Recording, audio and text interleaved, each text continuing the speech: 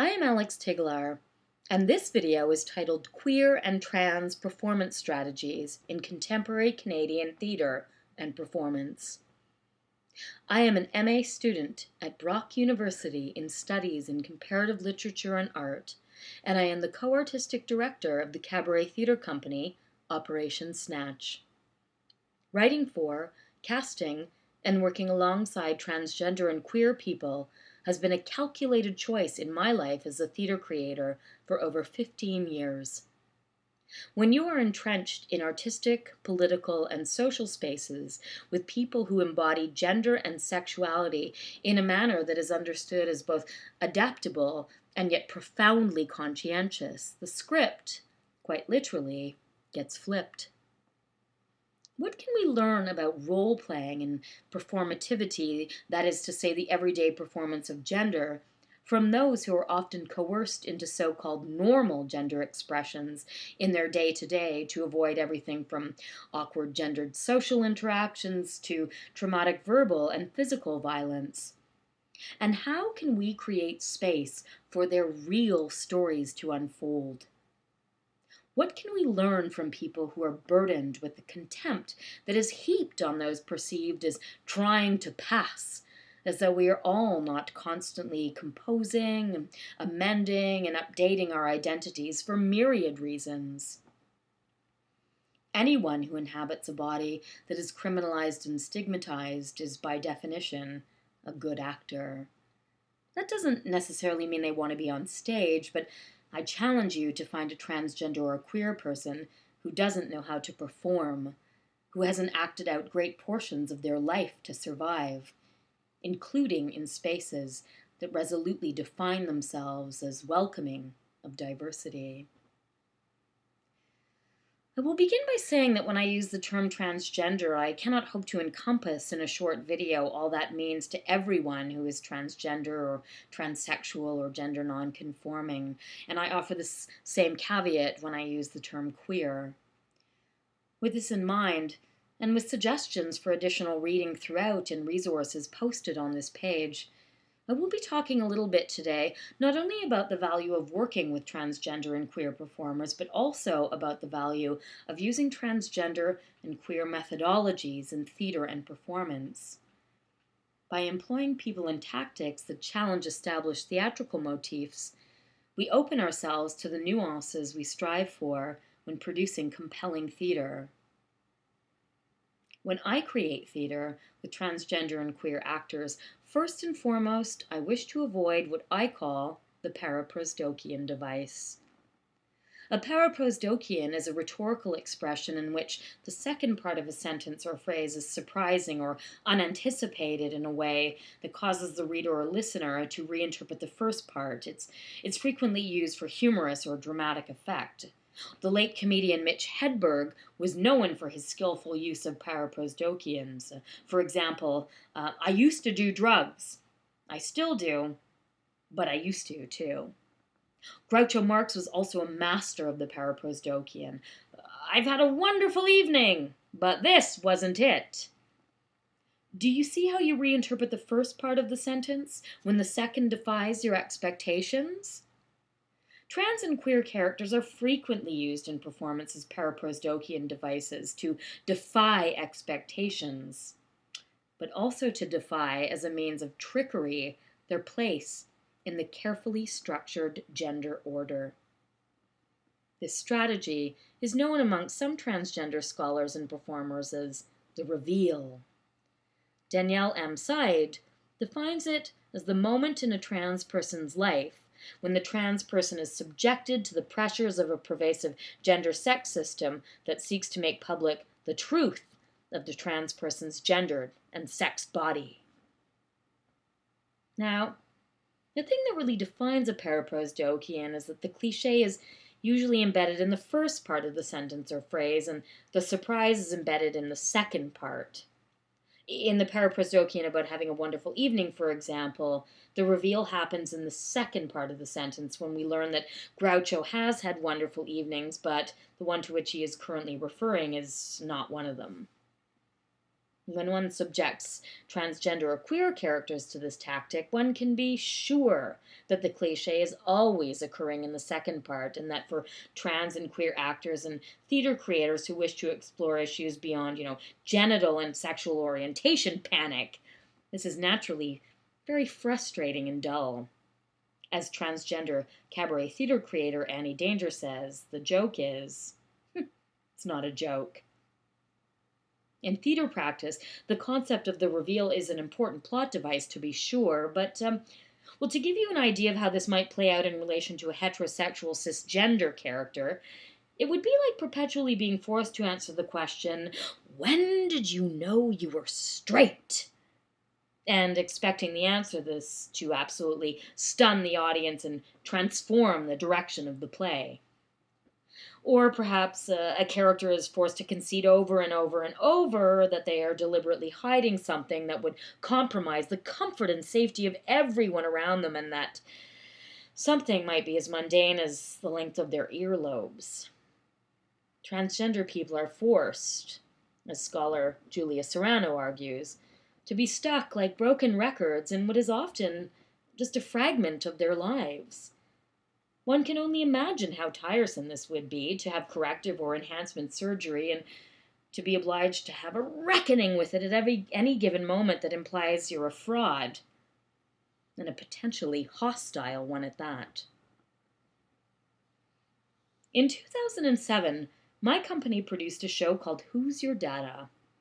We explored the paraprosdokian device in a scene that was meant to mimic the style and quality of a feminine hygiene advertisement from the 1970s.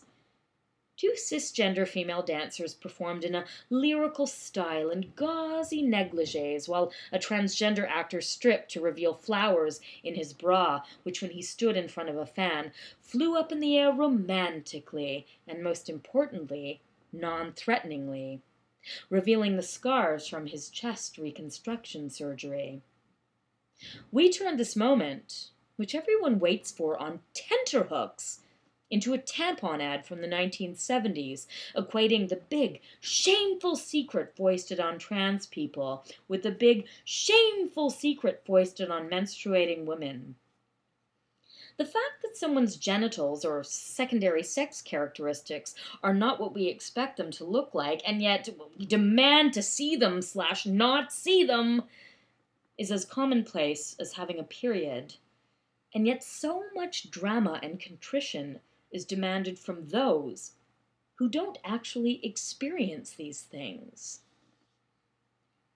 Unsurprisingly, transgender and queer depictions are already beginning to look like the racism that continues to play out in performance spaces and texts, whether in racial stereotypes or in the showcasing of what can be called the white savior complex. Please see Michael and Nayla's videos in this series for more explorations of racism in performance. Being aware that transgender and queer performers may be engaging in what Gayatri Spivak calls strategic essentialism, that is to say, playing to stereotypes in order to increase and improve general trans and queer visibility and gain access to performance spaces, is important to take into account. A good question to ask ourselves in relation to the trans or queer performer as potential paraprosdokian device is this: where are we acquiring our perceptions of queer and trans lives? I can tell you with certainty that these readings are often simulacra, depictions based on depictions that are false to begin with, grounded in discredited medical or psychological analyses, or even pulp fiction representations. These readings, which are mobilized over and over by the mainstream media and entertainment industries, rely on framing trans and queer bodies as disingenuous, pathologized, or dysphoric. These faulty diagnoses inevitably result in characters who are homicidal, covetous, and filled with rage, such as in the films Dressed to Kill and The Silence of the Lambs, or in characters who ruin people's lives by not broadcasting the contents of their trousers immediately and are themselves subject to the rage that naturally comes with this terrible, terrible ruse.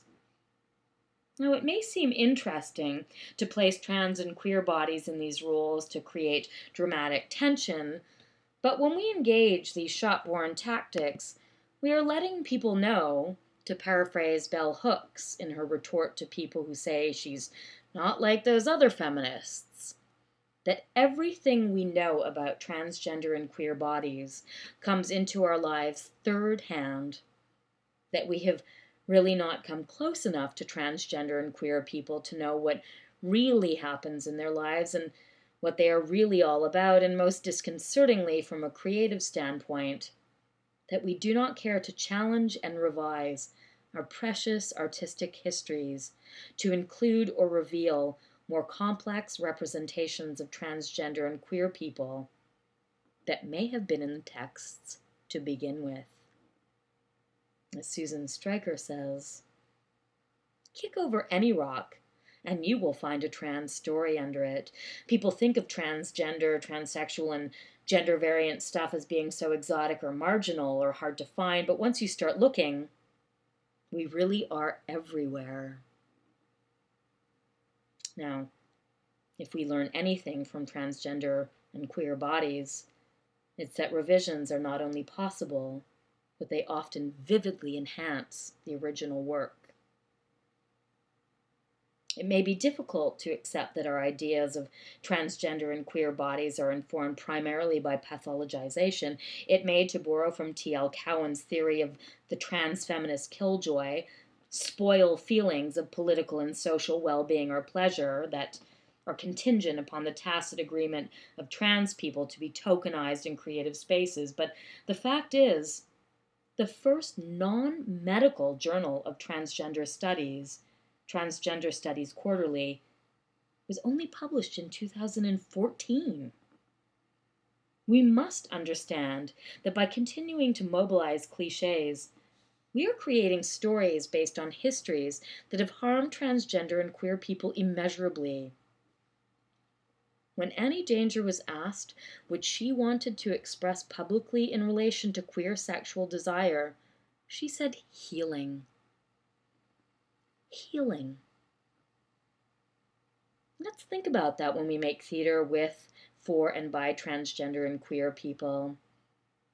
Are we exploiting the concept of dysphoria, so a pathologized and medicalized state of distress, when we engage with transgender and queer bodies on stage? Are we placing the trans or queer body in a dysphoric capacity, in a state of perpetual imminence? When I talk about imminence here, I'm referring to Beauvoir's definition. She posits that women are in a perpetual state of interiority, passivity, and inertia, imminence, while men are active and powerful and creative, permitted to reach transcendence in the patriarchal systems that privilege their opinions and stories. Are we placing trans people in a perpetual state of imminence, never permitting them to cross over to transcendence because of the structures that keep them trans and trans only, always in their transition, never transitioned? Are we gatekeeping? Are we using the trans body as an axis upon which to turn out our own anxieties about our gender and sexual expression?